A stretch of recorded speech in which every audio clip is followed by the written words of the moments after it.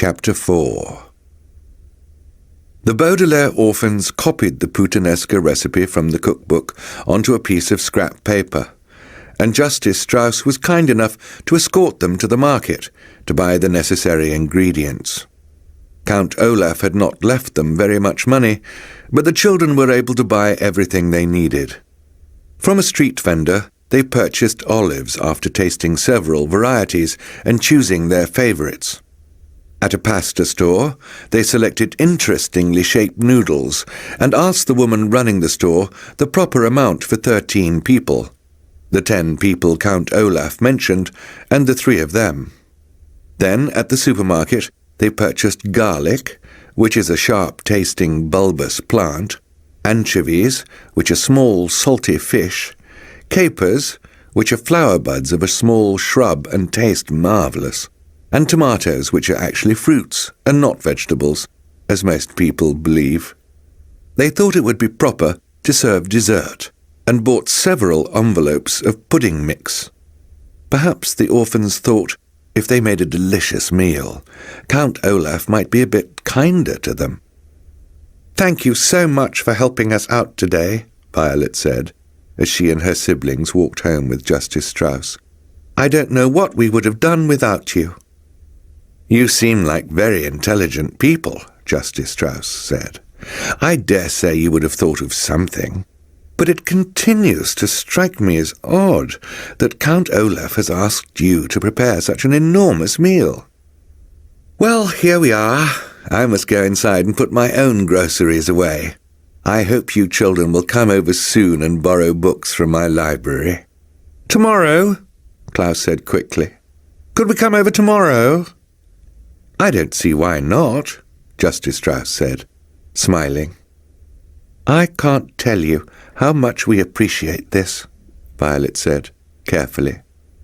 With their kind parents dead, and Count Olaf treating them so abominably, the 3 children were not used to kindness from adults, and weren't sure if they were expected to do anything back. "Tomorrow, before we use your library again, Klaus and I would be more than happy to do household chores for you. Sunny isn't really old enough to work, but I'm sure we could find some way she could help you." Justice Strauss smiled at the 3 children, but her eyes were sad. She reached out a hand and put it on Violet's hair, and Violet felt more comforted than she had in some time.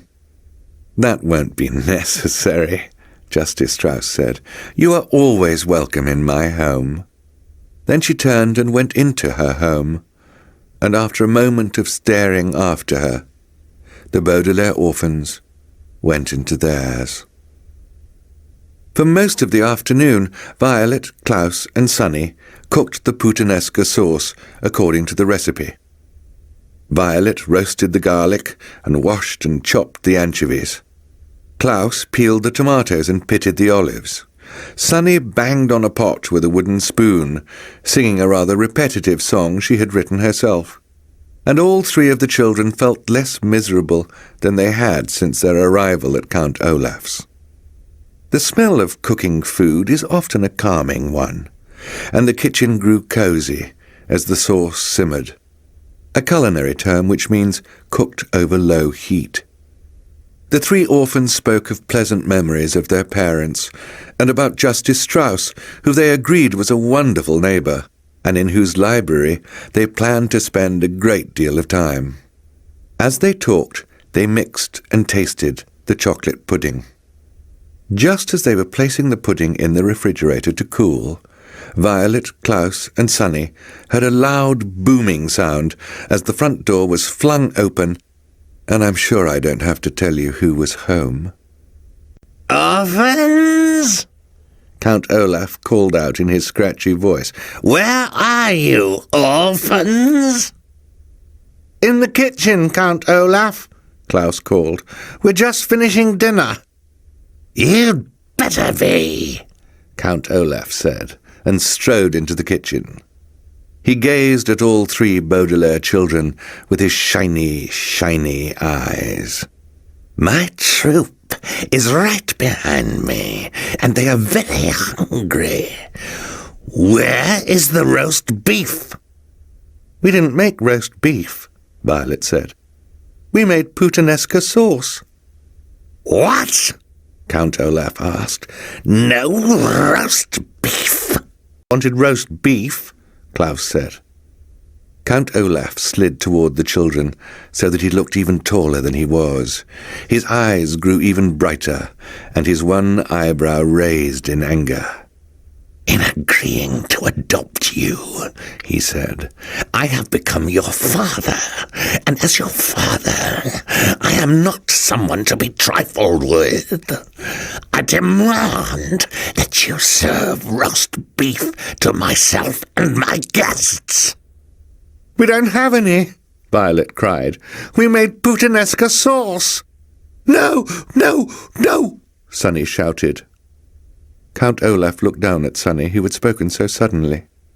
With an inhuman roar, he picked her up in one scraggly hand and raised her so she was staring at him in the eye.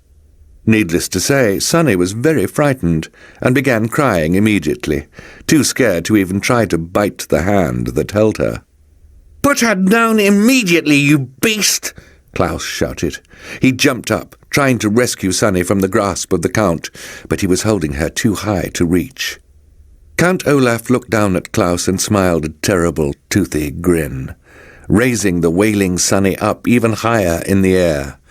He seemed about to drop her to the floor when there was a large burst of laughter in the next room. Olaf!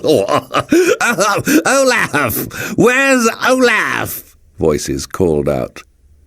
Count Olaf paused, still holding the wailing Sonny up in the air, as members of his theatre troupe walked into the kitchen.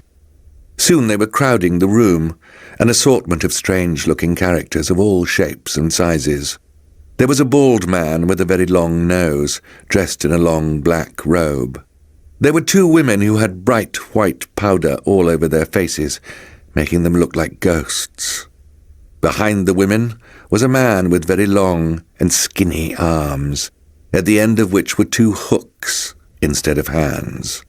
There was a person who was extremely fat, and who looked like neither a man nor a woman.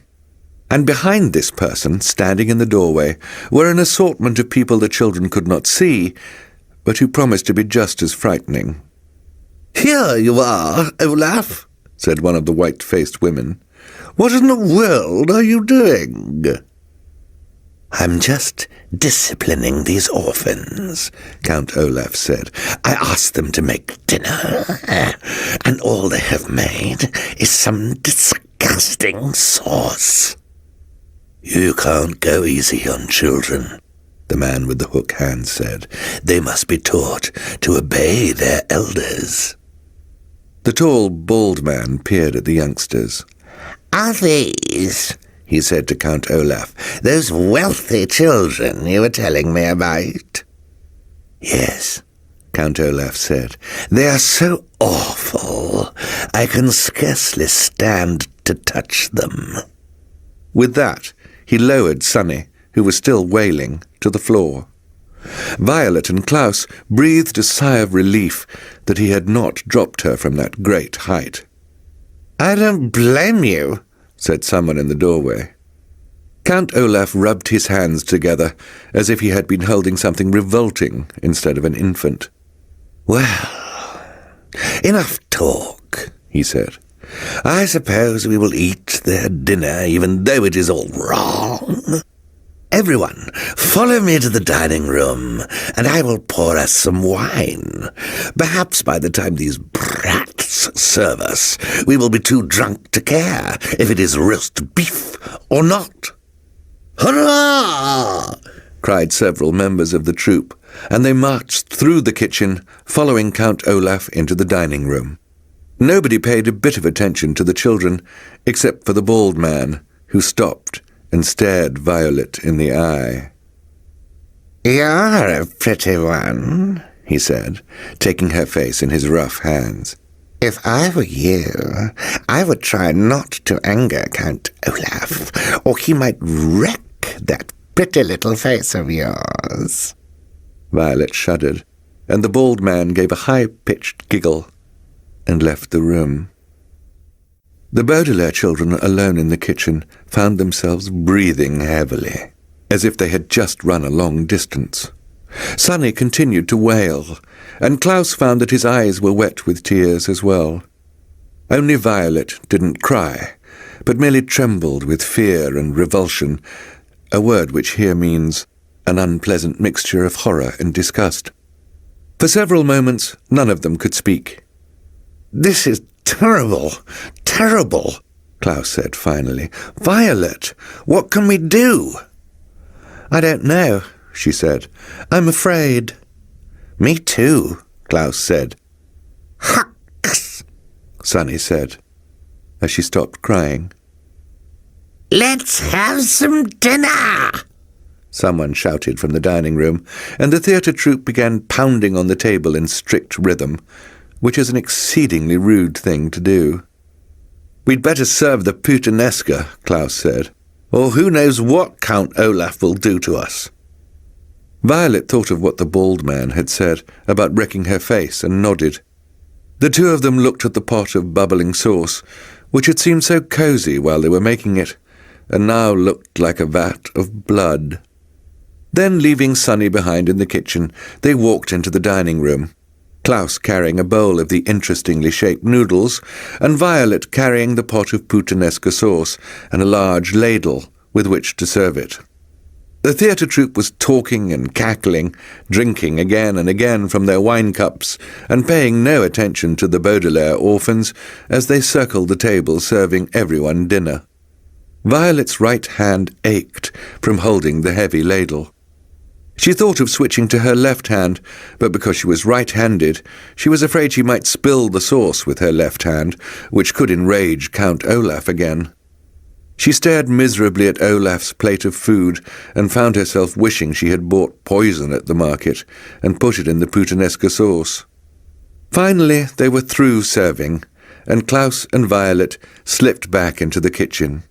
They listened to the wild, rough laughter of Count Olaf and his theatre troupe, and they picked at their own portions of food, too miserable to eat. Before long, Olaf's friends were pounding on the table in strict rhythm again, and the orphans went out to the dining room to clear the table, and then again to serve the chocolate pudding. By now it was obvious that Count Olaf and his associates had drunk a great deal of wine, and they slouched at the table and spoke much less. Finally they roused themselves and trooped back through the kitchen, scarcely glancing at the children on their way out of the house. Count Olaf looked around the room, which was filled with dirty dishes. "Because you haven't cleaned up yet," he said to the orphans, "I suppose you can be excused from attending tonight's performance. But after cleaning up, you are to go straight to your beds." Klaus had been glaring at the floor, trying to hide how upset he was, but at this he could not remain silent. "You mean our bed?" he shouted. "You have only provided us with one bed." Members of the theatre troupe stopped in their tracks at this outburst, and glanced from Klaus to Count Olaf to see what would happen next. Count Olaf raised his one eyebrow, and his eyes shone bright, but he spoke calmly.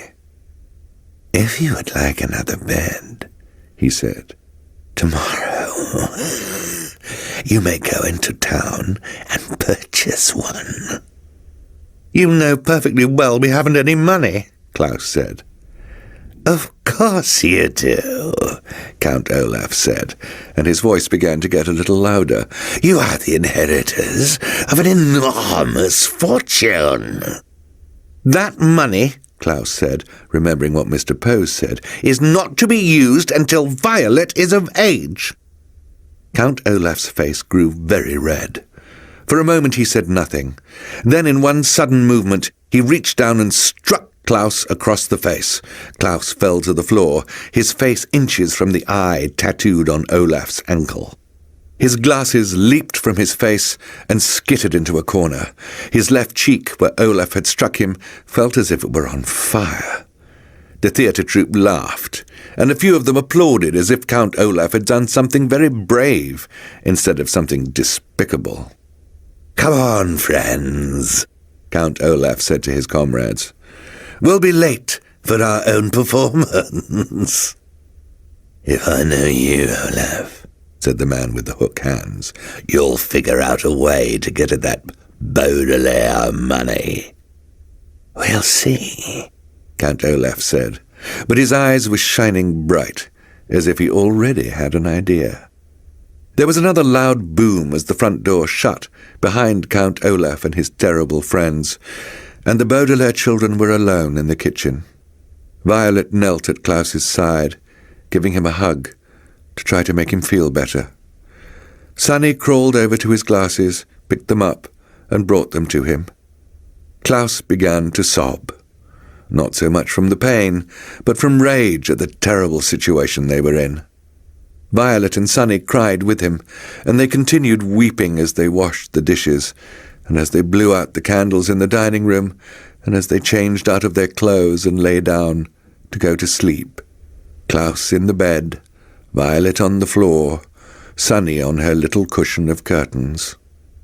The moonlight shone through the window, and if anyone had looked into the Baudelaire orphan's bedroom, they would have seen 3 children crying quietly all night long.